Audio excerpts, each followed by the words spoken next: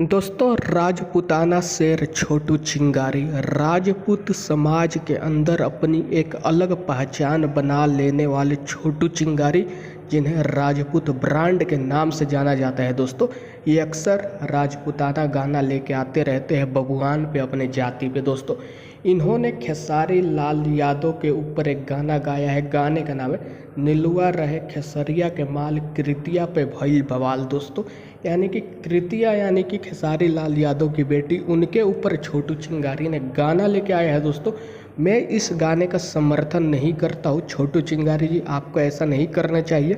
खेसारी लाल यादव के बेटी पे आपको गाना नहीं गाना चाहिए था।